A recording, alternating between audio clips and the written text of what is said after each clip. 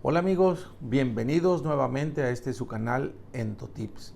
Muchísimas gracias por este recibimiento totalmente inesperado para mí. 279 suscriptores, más de 1120 visitas al video en el cual hablamos del reto del diagnóstico. Motivan mucho para seguir tratando de mantener una línea abierta de comunicación con ustedes. Estaba en la duda sobre si tratábamos un poco de casos clínicos, porque en esta semana vi 4 pacientes con una dificultad diagnóstica, cada uno tenía su chiste, o si avanzábamos en los retos y pendientes y necesidades de la diabetes tipo 2. Y bueno, me decidí por ir con esta segunda parte del video, que creo que va a ser interesante. Y aquí vamos. Gracias en verdad por ser parte de este grupo. Repito, un canal abierto de comunicación donde podamos todos intercambiar nuestras dudas, nuestras inquietudes, libre de cualquier influencia comercial, enseñanza pura, un sueño en realidad que he tenido por muchos años. Y bueno, vamos con este tema apasionante que es el reto del control metabólico en el paciente con diabetes. Vaya que si el reto en el control metabólico en los pacientes con diabetes tipo 2 es un pendiente. En México, el estudio ENSA 2012 nos abrió los ojos de una manera muy grande. Solo 1 de cada 4 pacientes está en meta de control. 1 de cada 4. Un año antes, un estudio hecho por uno de los endocrinólogos más reconocidos del país, que es el doctor Guillermo Van Genen y su esposa, nos había dicho un dato que debió haber permeado también en su momento. Usando todos los medicamentos disponibles, incluso en consulta privada, pacientes que sacaban su dinero del bolsillo y se lo daban a un médico para que lo controlara, solo se lograba el 31% en meta de control. Posteriormente vinieron estudios hechos por otro endocrinólogo muy conocido, el doctor Fernando Lavalle, 8% su grupo de hemoglobina glucosilada promedio, y los estudios de Jesús Alegre y de William Harrington hablaron de 8.99% de meta de control. Más recientemente, un estudio de vida real hecho en toda Latinoamérica mostró que México estaba entre los países con peor control metabólico. Este trabajo, llamado Mosaic, mostró 8.7% de pacientes de hemoglobina glucosilada en promedio de pacientes en México. Es un trabajo enorme el que hay que hacer. Un estudio aún más reciente, publicado apenas el año pasado, el estudio Discover, un estudio de vida real que fue a nivel mundial, 16,000 pacientes a nivel mundial, de los cuales 455 pacientes vistos en 15 sitios en México, nos dio otro duro golpe a lo que estábamos haciendo, nos volvió a la realidad. En este estudio, en el cual se estudiaban pacientes que estuvieran en monoterapia, se descubrió la mayoría en centros de cobertura pública, el 70% de ellos, que solo el 5.6% de los pacientes estaban en meta de control cuando estaban en metformina. Lo peor del asunto es que estos pacientes, el 65% de ellos habían debutado con síntomas, es decir, poliuria, polifagia, polidipsia. Técnicamente estos pacientes la mayor parte de las veces requieren un manejo combinado como inicio. Y por otro lado, tenían 7 años en estar descontrolados con metformina sin que se les hubiera hecho alguna modificación al tratamiento. Y eso, amigos, se llama inercia clínica. Uno de los más grandes problemas en el manejo de la diabetes, no solamente en México, sino en el mundo entero. El estudio Discovery entonces nos desnuda en el grave problema que tenemos, no solo en el control metabólico de los pacientes, sino en la inercia clínica que tenemos cuando los tratamos. Y la importancia del control metabólico en el paciente con diabetes lo sabemos hace mucho tiempo.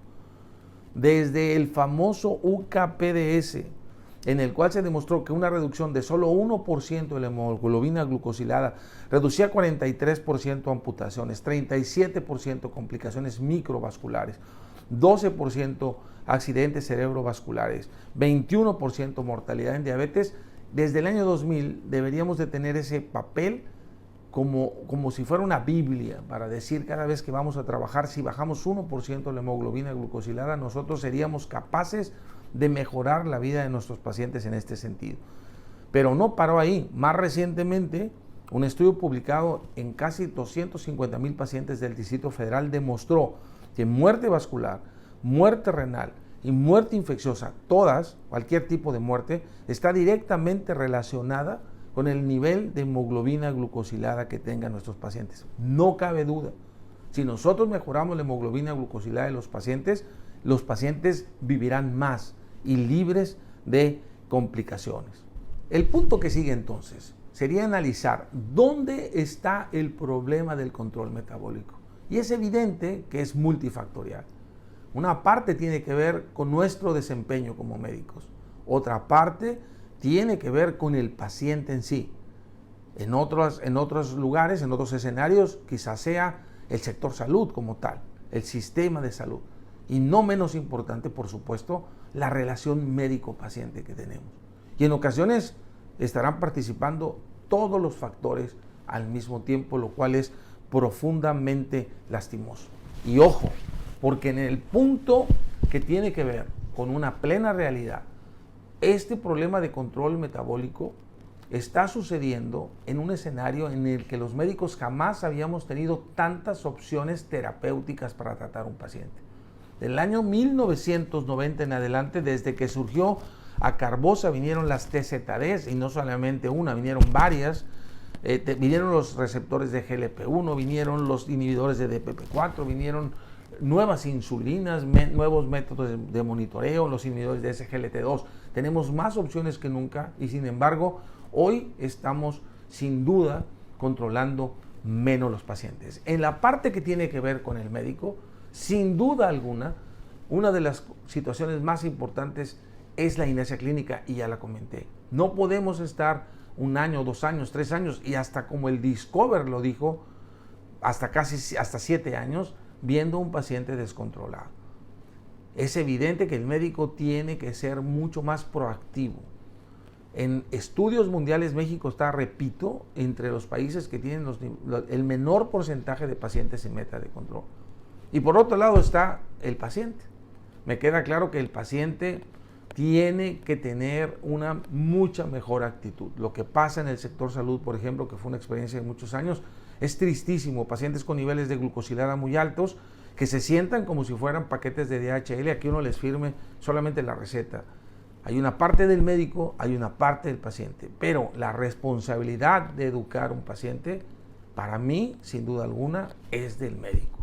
Resulta sorprendente cómo podemos cambiar cosas sencillas que el paciente a veces no percibe, no entiende y no sabe, porque nadie se ha tomado quizá el tiempo de hablar un poco con ellos, empezando por lo que salga más a la luz.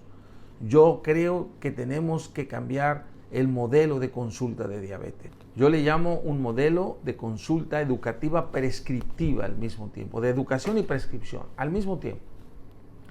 Desde el momento que uno entra, uno tiene que estar centrado en la atención del paciente. Ver si el paciente está temeroso, está indiferente, está con dudas y ir sobre la duda principal. Si desde el principio uno se da cuenta que el paciente no tiene ni idea de qué debe comer, mirándolo y educándolo, es decir, cosas sencillas. A veces el médico quiere recargar su trabajo en el nutriólogo cuando aún antes de mandarlo uno puede iniciar por las cosas más sencillas, no comer azúcar, explicarle del uso de edulcorantes artificiales, la cantidad, del número de tortillas que puede comer y demás. Educar al paciente, motivar al paciente, es una labor que el médico puede hacer al mismo tiempo que lo prescribe. Estoy absolutamente convencido de ellos.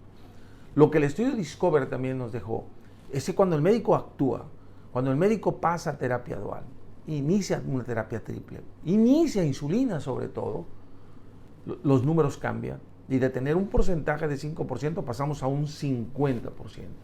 Hay mucho de qué hablar en este tema. Insulinizamos poco, comunicamos no quizá muy bien con los pacientes, pero indudablemente el reto del control del paciente con diabetes es un reto que debe motivarnos profundamente a hacer nuestro trabajo bien. Nosotros cambiamos la vida de los pacientes. Los médicos que vemos diabetes quizá no somos artistas como son los cirujanos, héroes inmediatos como es un cardiólogo intervencionista, un ginecólogo que hace nacer un hijo, un niño. Nosotros consulta a consulta, día a día, poco a poco, si logramos tener una gran relación médico-paciente y logramos inculcar, educar a los pacientes, sin duda alguna cambiaremos la vida de estos sujetos. Ese es el mensaje de hoy. Gracias por estar en Endotips. Mándenme sus sugerencias, sus comentarios de temas que ustedes quisieran que viéramos y gracias por ser parte de esta gran comunidad médica. Hasta pronto.